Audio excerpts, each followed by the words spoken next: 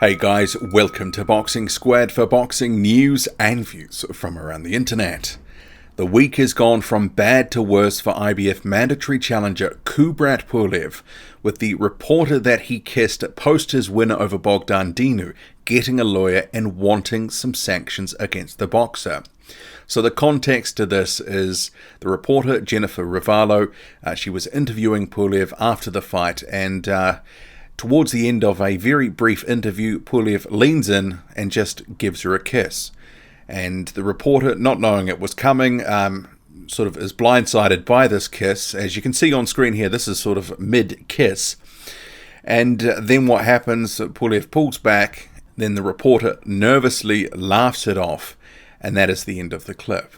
And this thing, it kind of bubbled up a few days ago, and really it's exploded since. It's gone worldwide, it's been viral, and Kubrat Pulev has had a lot of eyes his way because obviously with the current environment in the world and some of what's been happening with different bits and pieces, some of the sort of conduct has been in the spotlight.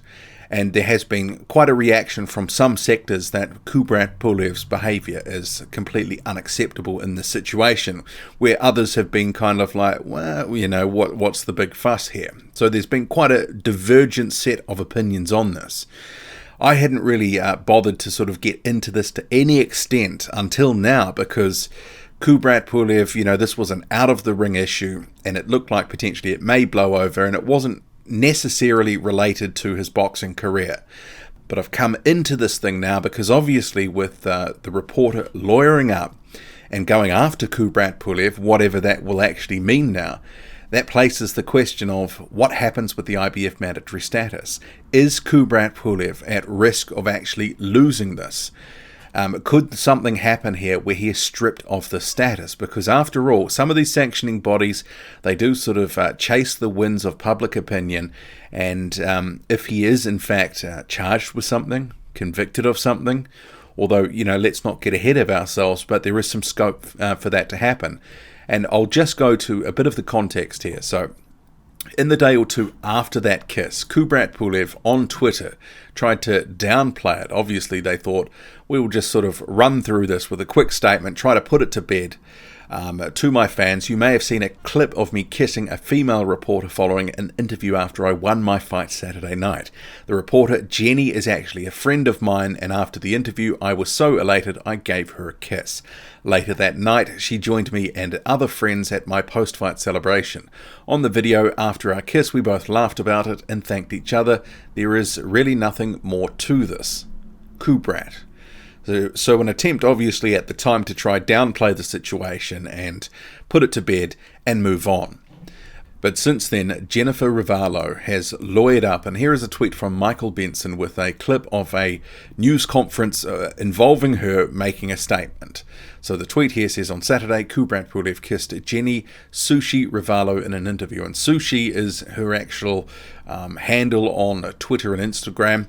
She alleges he later also squeezed her backside and has so hired lawyer Gloria Allred. They've requested a California Commission investigation, want his license suspended, and for him to be sanctioned. So, you know, obviously this thing is starting to really gain some legs, and the fact that they're calling for all this, who knows what could happen, what could be next. And some of the quotes from the actual press conference, so I'm just taking this from boxingscene.com. I started the interview. In mid-interview, he grabbed my face and kissed me. I was immediately shocked, embarrassed. Next, I walked to a table to put my items in a backpack. He grabbed both of my buttocks and squeezed with both of his hands. And then he walked away without saying anything to me and laughed. It made me feel uncomfortable and frustrated that Kubrat Pulev would treat me in such an unprofessional manner. I did not encourage or consent to Mr. Pulev kissing or grabbing my backside. I was there at the event covering the boxing match as a professional member of the press. A man should ask a woman before he kisses her. That did not happen in this encounter with Mr. Pulev, and that is why I am speaking out today. Later that night, a friend invited me to an after party. There was an opportunity to interview more fighters, so I decided to go. Mr. Pulev did not join until the very end of the night. He acted like nothing happened, but at the end of the party, he asked me to remove the kiss from the interview. I did not remove it, but I posted it because I wanted people to see what he had done to me. I wanted him to be accountable. I did not want him to get away with it. What he did to me was disgusting. I felt humiliated, and no woman should be treated this way. Mr. Pulev and I, we're not friends, and we're not in a romantic relationship. He had no right to kiss me. So these are the statements of the reporter Jennifer Ravallo, who was from, and it's not an alleged kiss. We saw Kubrat Pulev lean in, kiss her, spur of the moment. What his motivations were in the heat of the moment, I mean, he's basically said he was elated after his win. But what happens now is obviously a big question, and with him being the IBF mandatory challenger, we will have to see where this goes, because obviously some serious allegations sort of levelled against him. Not only this kiss, but also the behaviour in general, grabbing her buttocks as well, which coupled together with the kiss, you know, she is alleging she was assaulted to some extent by Kubrat Pulev. But not only that, Kubrat Pulev has also had some other bad news about that fight with Dinu. So it drew the lowest viewership since ESPN and Top Rank's deal began. So it drew an average of 469,000 viewers according to figures released by Nielsen Media Research. And that was less than the previous lowest of 488,000 by Jose Ramirez against Amir Imam. And that was in March 2018. Actually, it doesn't surprise me that this fight didn't do huge numbers because it was very circumspect. There wasn't a lot of promotion from what I could see. It wasn't pushed heavily. And yeah, kind of sort of snuck up on everyone that this fight card was happening. It was in a relatively small venue.